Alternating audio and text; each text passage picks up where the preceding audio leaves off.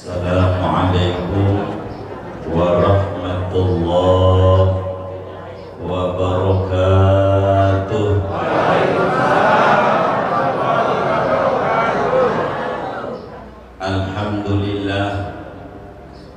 Alhamdulillahilladzi syarrafal kauna bimiladi zainil wujud. Wassalatu wassalamu ala sayyidina wa habibina wa syafi'ina wa maulana Muhammad sahibil maqamil mahmud wa ala alihi wa ashabihi wa tabi'ina lahum bi ihsanin ilal yawmil maw'ud. Wa ba'du fayaqulu Allah tabaraka wa ta'ala wa huwa asdaqul qailin wa ma arsalnaka illa rahmatan lil alamin. Wa qala Rasulullah sallallahu alaihi wa alihi wa sahbihi wa sallam فيما رواه البخاري ومسلم في صحيحيهما ألا إن في الجسد مضغة إذا صلحت صلح الجسد كله وإذا فسدت فسد الجسد كله ألا وهي القلب. صدق الله wa sadaqa Rasulullah sallallahu alaihi wasallam. Al-mukarramun, para alim ulama, para asatidz wal asatidzah, segenap tokoh masyarakat, tokoh lingkungan, para kesepuhan, wabil khusus guru-guru kita, kesepuhan kita yang hadir di tengah-tengah kita, Ketua Yayasan Kuba Bapak Ustadz Haji Ahmad Marzuki beserta jajaran pengurus lainnya, Bapak Gus Busro, Bapak Haji Agung, Ketua RW 010,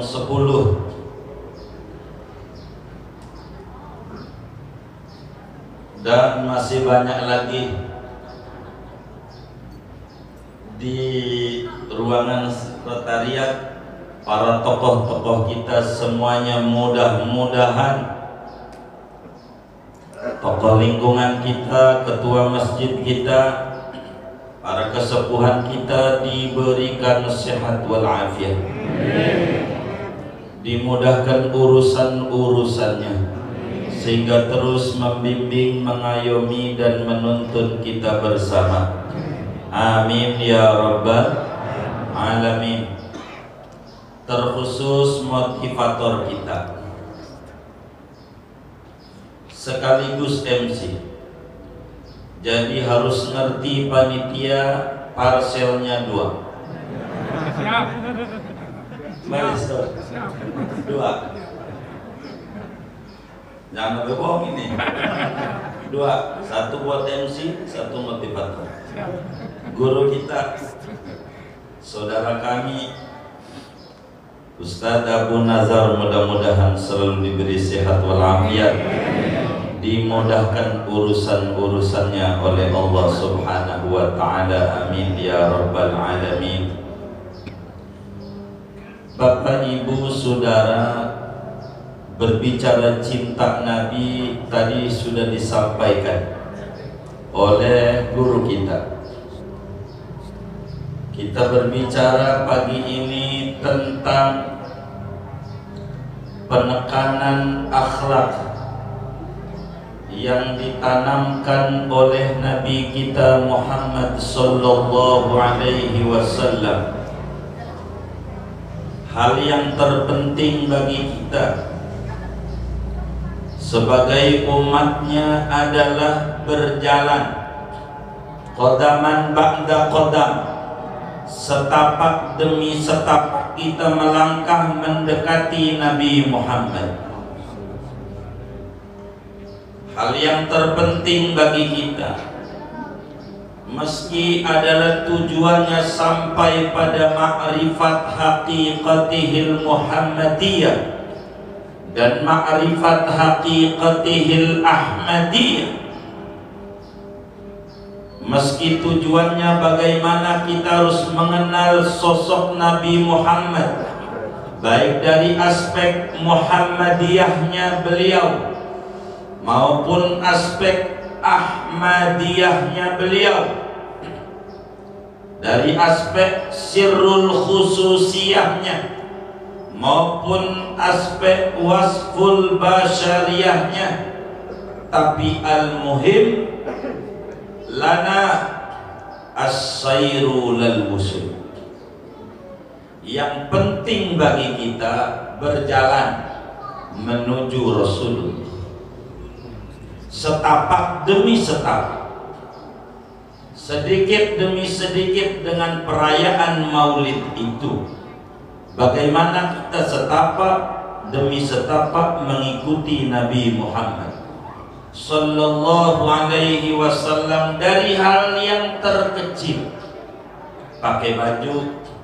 Nabi belum pernah pakai baju dari atas dulu ngancinginnya. Saya mau contoh, nggak puas ngancinginnya, anggap aja dibuka semua ini, dari sini dulu. Nabi belum pernah. Kalau ngancingin mesti dari bawah ke atas, kalau buka dari atas ke bawah. Itu Nabi ngancingin dari bawah ke atas, bawah dulu, atas. Kalau ngancingin baju, kalau kita orang jelas, benarkah? Pokoknya suka-suka gua, baju gua. Tapi Islam tidak begitu. Allah nyatakan dalam Al-Quran, Qul in kuntum tuhibbunallaha fattabi'uni. Sampaikan olehmu wahai Nabi Muhammad kepada semua umat manusia, kalau Anda benar-benar cinta kepadaku, ikuti aku. Apanya? Halil mutaba'ah li nabiyina mukhtassun bil ibadah. Imam Ghazali, seorang tokoh besar, ulama besar, pernah melontarkan sebuah pertanyaan. Apakah yang dimaksud pada ayat tersebut kita ngikut Nabi pada persoalan ibadah saja, kebiasaan sehari-hari tidak? Kata beliau, tidak. Kamalul mutaba'ah, totalitas dalam mengikuti Rasulullah Sallallahu Alaihi Wasallam, bukan sebatas pada aspek ibadah saja, tapi pada keseharian pun kita tidak boleh lepas daripada Nabi Yuna Muhammad Sallallahu Alaihi Wasallam. Baju nanti dulu Pak, minta redonya.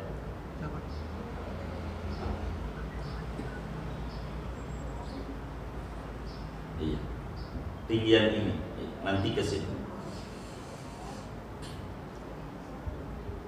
Jadi tidak terbatas pada ibadah. Dalam kehidupan sehari-hari kita pun juga kudu mencontoh Nabi Muhammad Sallallahu Alaihi Wasallam. Baju bila dikancingin dari bawah ke atas, dicopot dari atas ke bawah, dia bakal berkata dengan lisanul halnya, bahasa tubuh. Kalau ngomong, tidak ada yang paling beruntung daripada Baju kecuali saya. Begitu kata Baju. Sebab saya diperlakukan seperti yang diajarkan oleh Nabi Muhammad. Itu Baju. Apa saja kayak begitu, ngikut Nabi dalam berbagai aspek. Kalau ngancingin atas dulu, ini logika, bisa saja bawahnya kelupaan. Atas kan udah nutup masalahnya, ini mau logika. Tapi Imam Ibnu Umar tidak mau berbicara logika. Saya mau kasih contoh. Ini jalanan Madinah. Ini pohon, ada pohon samping jalan. Setiap lewat pohon ini, sahabat Ibnu Umar muter untaknya 3 kali. Udah 3 kali, jarum jalan. Setiap muter, setiap lewat 3 kali muter, jalan lagi. Sampai muridnya Imam Nafi' nanya, lima fa'al tahada, guru ngapain pakai muter-muter kayak orang kagak ada kerjaannya? Muter. Kata Ibnu Umar, aku lihat Rasulullah Sallallahu Alaihi Wasallam lewat di jalan ini, lalu untaknya muter 3 kali, lalu jalan lagi. Kata muridnya, barangkali kala itu untaknya Nabi lagi binar, sulit dikendalikan, jadi pakai sampai muter 3 kali. Kata Ibnu Umar, saya tidak mau melihat apa binal atau tidak. Yang Rasulullah kerjakan, aku akan kerjakan. Saya tidak mau mengerti logika apa itu. Begitu sudah. Ini yang sehari-hari, yang dalam doa Ratibul Haddad warzuqna kamalal mutaba'ati lahu zahiran wa batinan. Apa ini zahiran? Zahiran itu artinya aspek lahiriah pada adat sehari-hari. Apa itu batinan? Aspek batiniah pada persoalan ibadah. Wis dari ngancingin Baju aja dikit kita ikut Nabi. Dan ini keluhuran ajaran kita dari saudara-saudara kita agama lain. Boleh tanya kepada mereka, adakah sedetil itu sejarah kehidupan yang dicatat oleh pengikut-pengikut seperti sedetil bagaimana peri kehidupan Sayyiduna Muhammad Sallallahu Alaihi Wasallam? Tidak ada.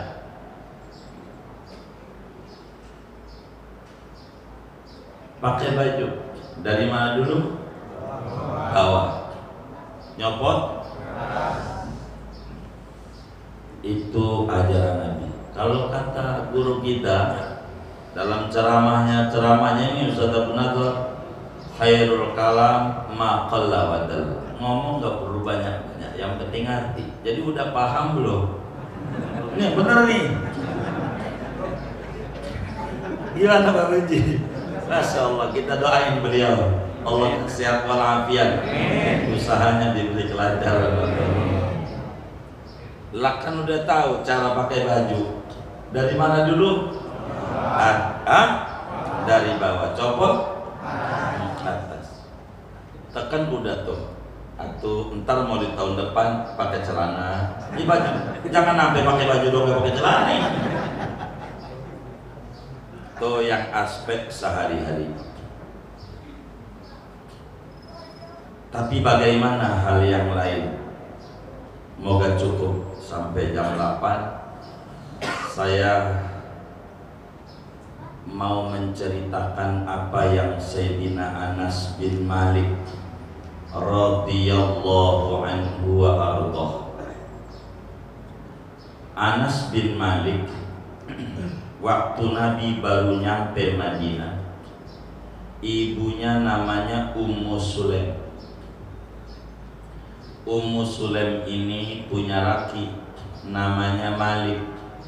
Dia punya anak dikasih nama Anas. Jadi Anas bin Malik.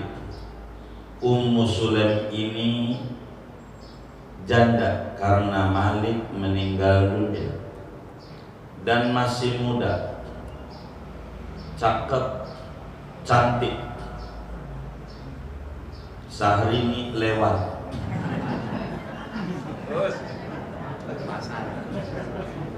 Enggak ada apa-apanya sama Ummu Sulaim.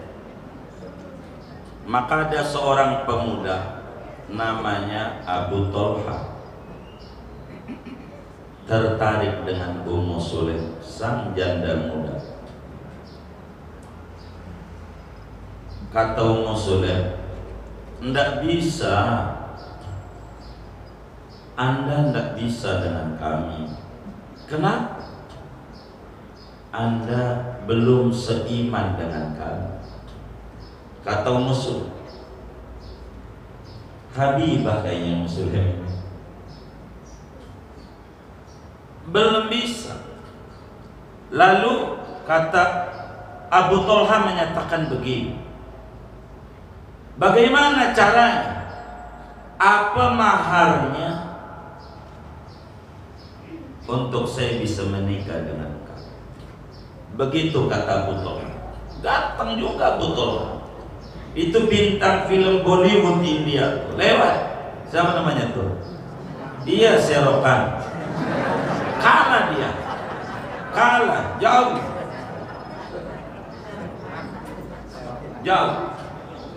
luar biasa. Kata Abu Tolha, apa maharnya? Dijawab oleh Ummu Sulaim, saya tidak minta apa-apa, asal kau seiman dengan kami, kita bisa menikah. Nanti kita menghadap kepada Rasulullah Sallallahu Alaihi Wasallam. Namun Ummu Sulaim ini perempuan solehah, alim.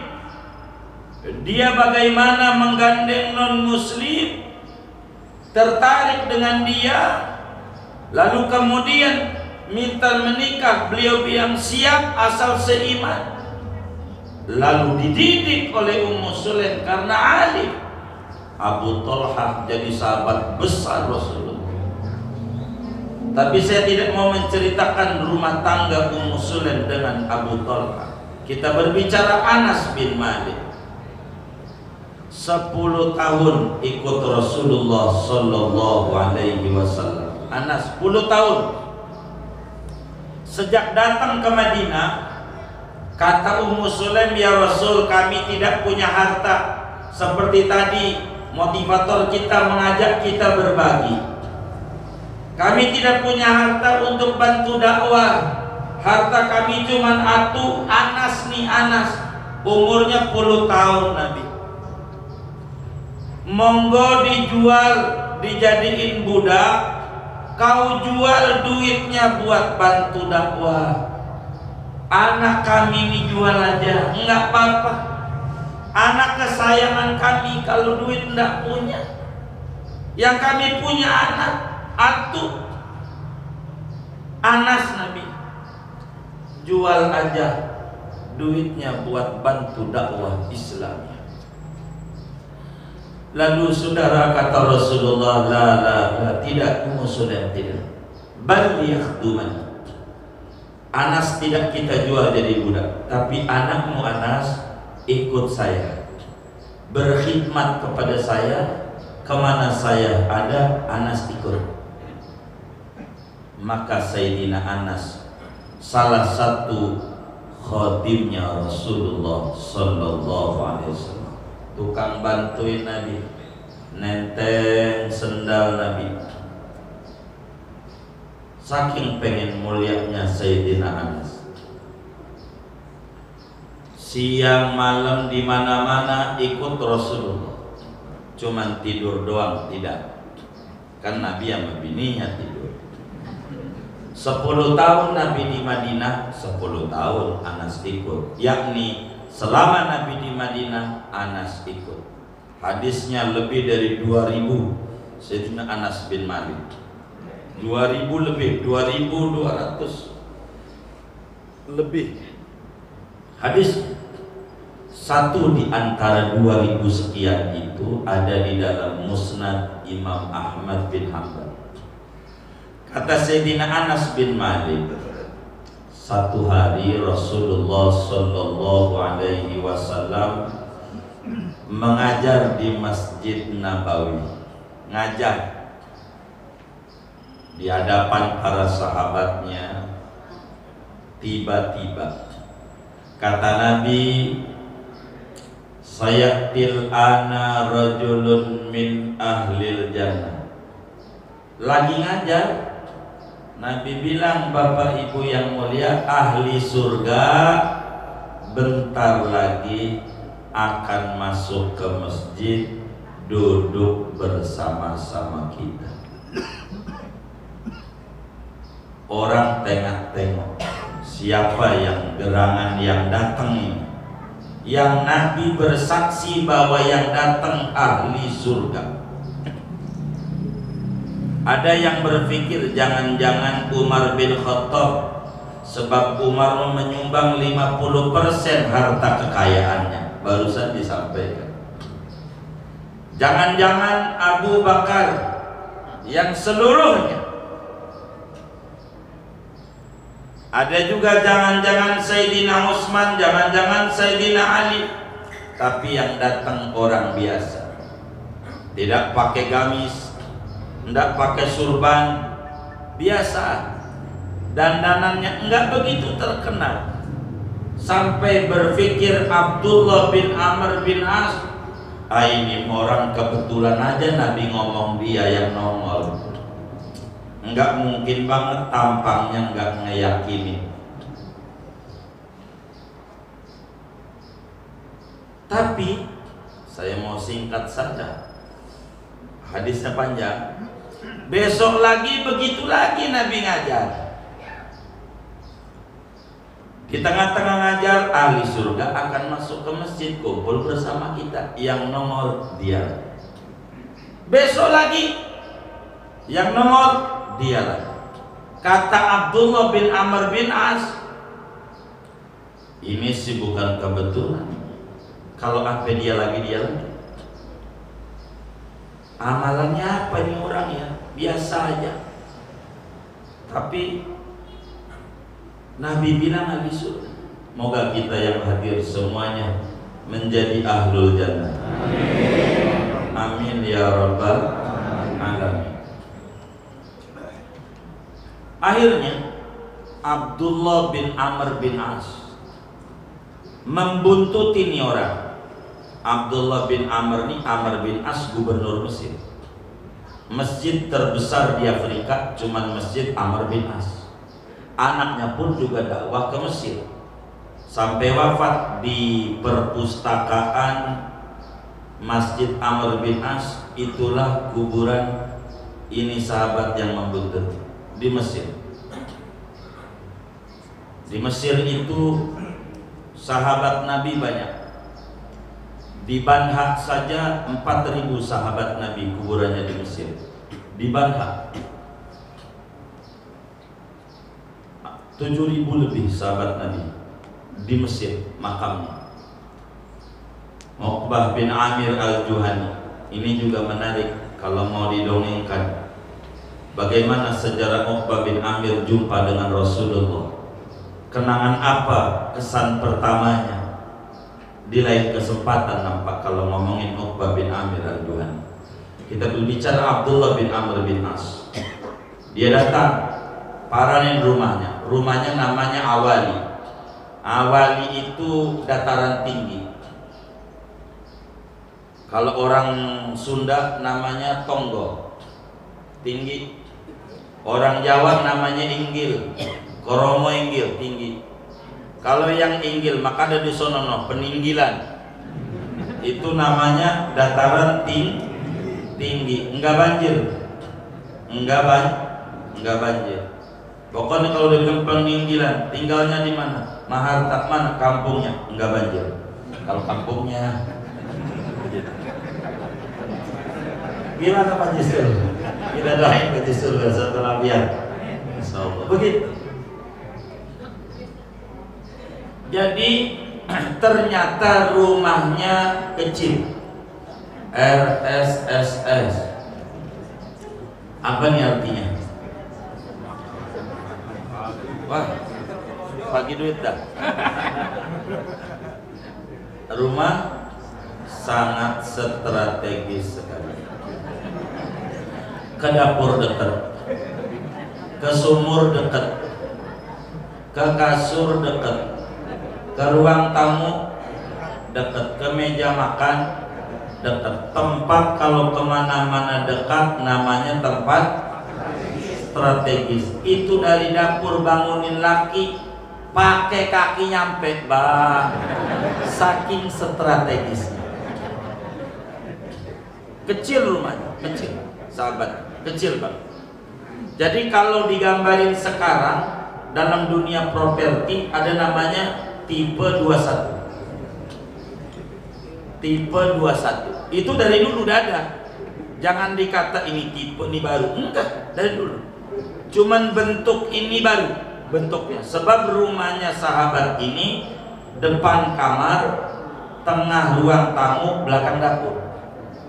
Kalau kita nggak begitu, depan ruang tamu, tengah kamar, belakang dapur. Begitu. Kalau ini enggak. Ini ada bakar. Buat inspirasi bikin tipe 21.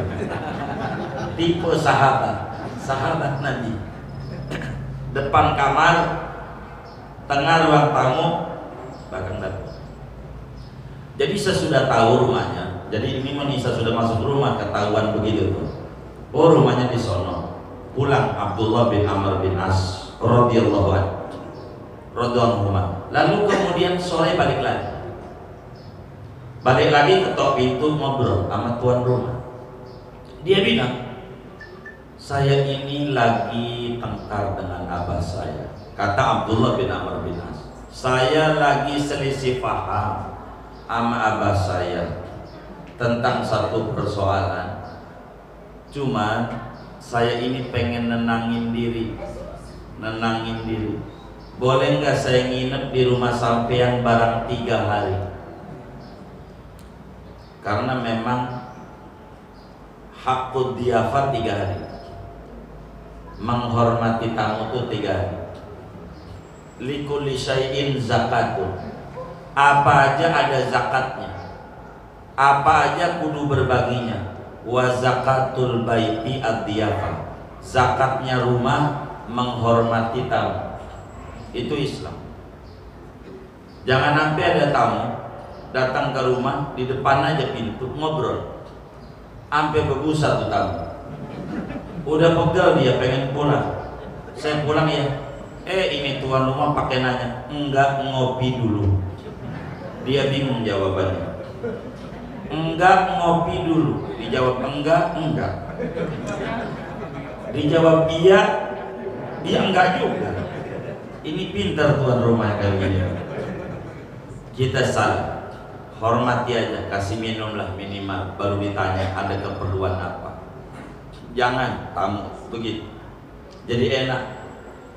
Kasih minum dulu baru. Nah, sebentar ngomong, entar minum dulu baru ngomong. Barakah yang kayak begitu modelnya, karena itulah yang diajarkan oleh Nabi yang maulidnya kita peringati paginya. Masuk kata si tuan rumah bilang begini, rumah saya kecil, tidur di mana? Di kamar nggak mungkin sama bini. Tapi kalau mau di ruang tamu itu, kata dia nggak apa-apa, yang penting diizinin saya nginep, saya penenangin diri, saya lagi ribut sama abah. Kata Sayyidina Abdullah bin Amr bin As. Bapak Ibu Saudara sekalian, akhirnya diizinkan. Ya boleh 3 hari. Malam itu sang tamu bangun jam 3 tahajud. Tuan rumah nggak bangun, sebab kalau bangun mesti ngelangkain dia. Hendak bangun kecuali azan subuh baru bangun. Bertanya si tamu, karena tujuannya dia mau meneliti amalannya apa ini orang sampai Nabi bersaksi menjadi ahli surga supaya saya bisa nyontoh kayak dia. Begitu tujuannya. Dia berpikir, lo ahli surga enggak tahajud. Oh mungkin kecapean kali ya. Jangan-jangan kayak kita orang ngakunya di surga, malamnya tidur mulu. Ada nggak yang model begitu? Enggak ada, alhamdulillah. Aku ada doa. Pagi habis subuh sarapan biasa, begitu. Lalu kemudian itu sebelum ke kebun sholat duha, si tamu diperhatikan terus. Si tuan rumah tidaklah sholat kecuali duha. Berpikir lagi terus, karena orang meneliti itu begitu. Di surga enggak sholat duha ya, tapi di surga. Dia bingung. Saya mau singkat, hampir 3 hari penelitian. Kali itu ketemu hari Kamis enggak puasa juga. Jangan-jangan Senin enggak puasa. Jadi sesudah 3 hari penelitian baru disampaikan tujuannya. Kata Sayyidina Abdullah bin Amr bin As radhiyallahu anhuma, sahabatku, saya ini enggak lagi ribut dengan saya punya ayah, enggak. Loh, terus ngapain ente nginep? Nabi 3 hari ngomong di masjid, ahli surga akan datang ke masjid kumpul bersama kita, yang nongol sampean. 3 kali Nabi. Dan Nabi tidak pernah bohong dari brojol sampai meninggal dunia. Tidak ada bohong, hatta dalam bercanda. Kalau kita jawab ya Karim, siapa yang pegang HP ini? Orang tua kita dulu sama kita yang pegang HP ini, masuk surganya duluan dia. Begitu. Kita orang ini bohongnya banyak, apalagi punya HP. Udah bohong aja. Ditanya itu lakinya sama bininya, sudah sampai mana Bang? Dekat, padahal jauh. Ada nggak yang jawab begitu? Ini yang benar nih. Ada nggak? Nggak ada. Itu bohong nggak? Ya bohong. Berapa kali kayak begitu tuh? OTW. OTW di mana? Orang di rumah aja pakai baju belum OTW. Siapa tuh kayak begitu tuh? Berapa tuh bohong tuh? Dicatat itu terus sama malaikat. Kalimat-kalimat begitu tuh, walaupun sepele katanya, enggak, malaikat raqibatin catat berapa kali dia bohong nih orang dengan HP ini. Begitu. Jadi ketika diteliti dia bingung. Tapi saya cek, ente enggak sholat tahajud 3 malam. Jangan-jangan orang pernah tahajud. Sholat duha juga enggak. Jangan-jangan enggak sholat duha. Kamis kemarin enggak puasa. Jangan-jangan Senin juga enggak puasa. Lalu sahabat ini bilang begini, Abdullah, emang kalau ngomong tahajud saya belum, doain biar saya kuat. Duha juga belum, doain biar besok lusa saya kuat. Ya, Kamis juga begitu, bukan tuduhan fakta. Doain biar saya kuat besok-besok ibadah. Sebab saya ini dalam mengamalkan ajaran Nabi Muhammad yang saya mampu dulu, setapak-setapak dulu. Yang saya mampu dulu amalin, baru saya maju. Dikit-dikit. Lalu bertanya Sayyidina Abdullah bin Amr bin As, beliau bilang, hadisni biarja amalin amir tahu fil Islam bihaitsu yashhadu Rasulullah sallallahu alaihi wasallam bi annaka min ahli jannah. tolong dong berbagi resep, kasih kami motivasi. Ya kan mintanya memotivator ya kan. Amalan apa yang Anda paling demenin sampai Nabi bilang Anda ini ahli surga? Nabi bersaksi Anda di surga, tolong dong bilangnya biar saya bisa nyontoh. Kulihat sholatnya pas-pasan, pas bandrol 17 rakaat. Emang bandrolnya segitu nggak lebih? Segitu. Tapi Nabi bersaksi ahlul jannah. Ini amalan luar biasa. Lalu dia bilang, saya itu Abdullah, setiap hari tidak ada dengki, tidak ada ngiri, tidak ada hasad kepada siapapun. Itu yang saya amali. Dan karena saya bisa-bisa dulu, saya itu tiap hari tidak ada dengki, tidak ada ngiri, tidak ada hasad kepada siapapun. Dibilang begini, saudara, kata Sayyidina Abdullah bin Amr bin As, hada wa hada, ini si amalan berat. Ini mah bukan amalan ringan. Ringan apa berat? Ringan apa berat? Berat ini mah. Pantas saja Nabi bilang ahli surga. Berat. Berat dari mana? Ngiri. Ada tetangga beli motor PCX meriah. Ada tetangga kepilih jadi RT meriah. Ada tetangga kepilih jadi pengurus AB meriah. Begitu.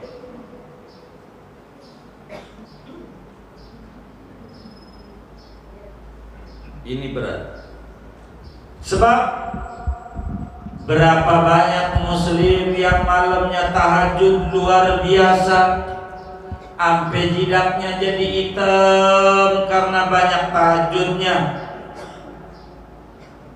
Siangnya sholat duha bukan 2 rakaat tapi 12 rakaat. Senin Kamis tidak putus, tapi dengki kepada tetangga, dengki kepada orang lain, dengki kepada teman di kantornya, di perusahaan di mana dia bekerja. Ini menghalang.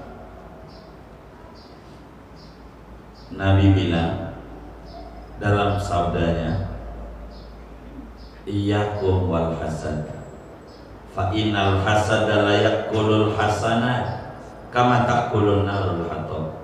Awas umatku, awas umatku,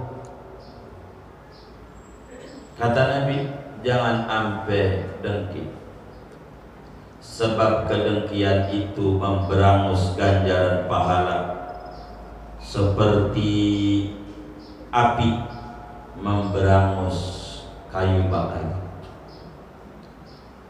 Agar mudah mencernanya, ada orang di Pondok Kacang Timur pengen punya rumah. Dia nabung 20.000 tiap hari. Kalau ada rezeki lebih jadi 30.000. 25 tahun ngumpul-ngumpul dapat duit 700 juta. 25 tahun nabung aja. Sesudah itu bangun rumah. Baru selamatan malam, rumah jadi, selamatan malam pagi kebakaran. Habis. Kira-kira orang ini nih, dalam penilaian kita, nabung 25 tahun tuh untung apa sia-sia? Kira-kira Untung apa sia-sia? Kenapa sia-sia? Habis. Padahal capek dia nabung sampai 25 tahun. Begitu orang dengki, kata Nabi. Makanya Imam Ghazali di dalam Minhajul Abidin menyatakan, andai orang tiap malam tahajud 100 rakaat, enggak putus sampai 25 tahun, tiap malam tahajud, duha, baca Quran, begitulah kehidupannya. Sesudah 25 tahun dia dengki sama temannya, dia dengki sama tetangganya.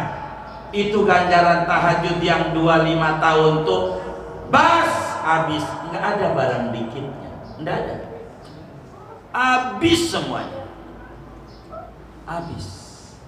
Itu namanya iyyakum wal hasad, fa innal hasada la yakulul hasanat kama takulun narul hatab. Apalagi kalau kita nggak tahajud, yang tahajud aja habis, kan begitu. Maka kata Abdullah bin Amr bin As, wajar bila dia ini adalah ahli surga. Emang ibadah mau pas-pasan, nampak biasa-biasa aja, tapi ada amaliyah mulia. Dia pandai mengelola, menjaga hati. Lah siapa kita? Kita hamba Allah. Allah Tuhan kita. Dan hambanya Allah bukan kita doang, banyak, termasuk teman kita, termasuk tetangga kita.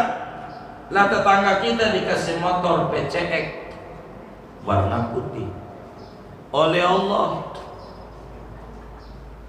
kita nggak terima, nggak terima. Loh, kata Allah, siapa lu? Itu hambaku, terserah aku memberikan kepada siapa. Begitu kan, kira-kira begitu. Nah, oleh karena itu saudara, ini sahabat dipuji oleh Nabi. Konsep bagaimana dia menata.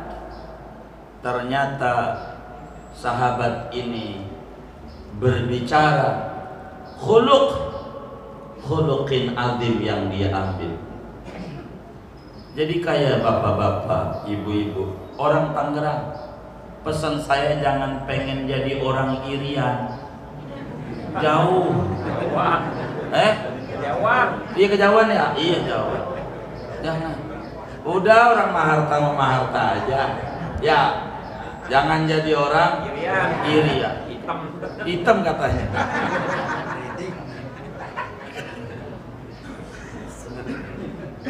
Jadilah ini sahabat saudara luar biasa nilainya. Oleh karena itu saudara, baginda Rasul hadir di tengah-tengah kita pelan-pelan, biar kamalul mutaba'ah, supaya ini bisa kami tutup dan enak kita bisa bawa pulang. Ngiri ada dua, ada ghibtoh, ada hasad. Kalau ghibtoh boleh, ghibtoh namanya. Apa ghibtoh? Ngiri baik. Tetangga kita kebeli motor PCX atau warna putih. Kita malam tahajud, ya Allah, tetangga saya kau beli motor PCX warna putih. Saya hambamu, dia juga hambamu. Karenanya saya minta engkau motor 3, ya Allah, 3 PCX, 3 minimal atu kayak tetangga saya.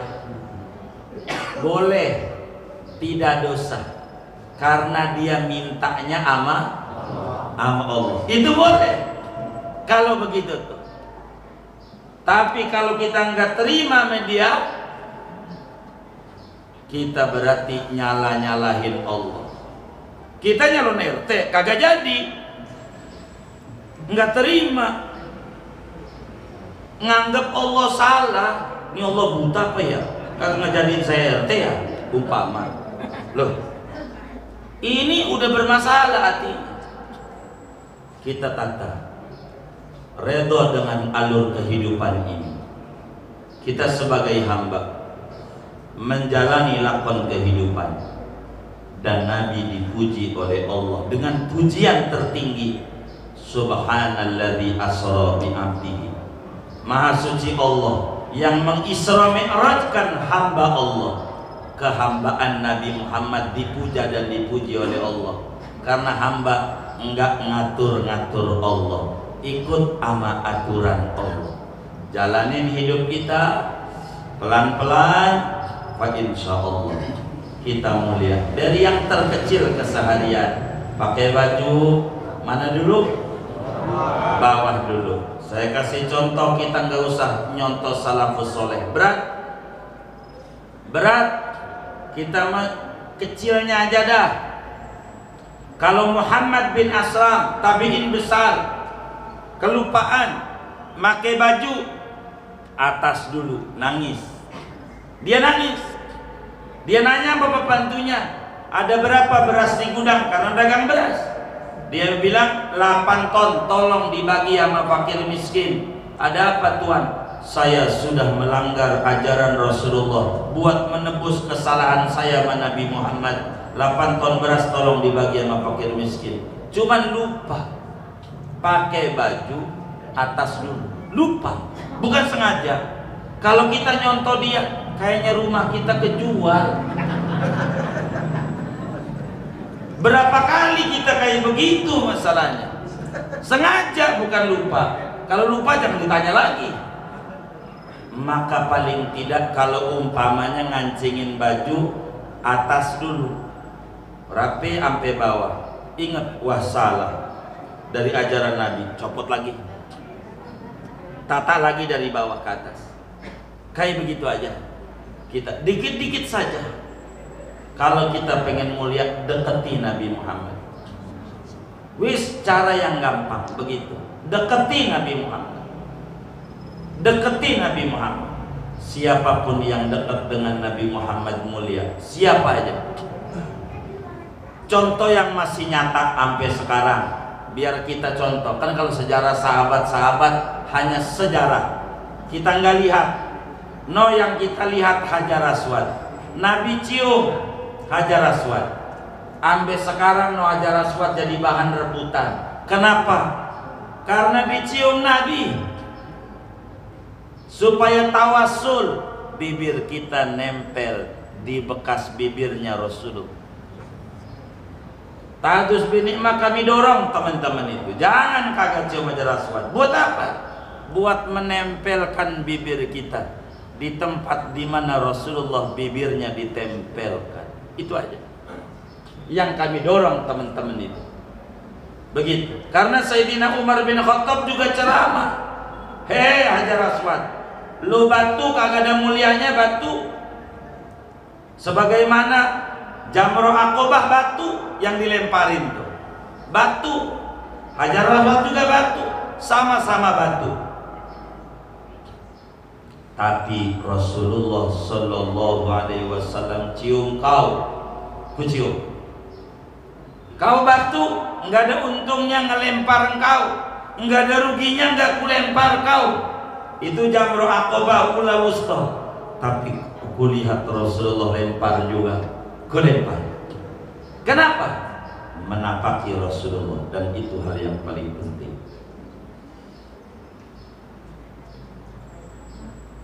Ini adalah hal yang paling bagus. Oleh karena itu saudara, pelan-pelan kita tempelkan tangan kanan kita di susu sebelah kiri. Ini namanya susu. Sebelah kiri ini ada dada, ada jantung, kolbu namanya. Coba tempelkan begini nih, biar kita mantap ma'rifat Rasulullah Sallallahu Alaihi Wasallam. Ditempelin begini tangannya.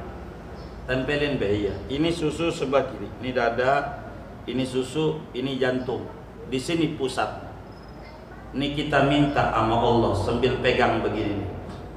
Ya Allah, mudahkan saya menapaki jalan Rasulullah. Mudahkan saya mengenal ajaran Nabi Muhammad.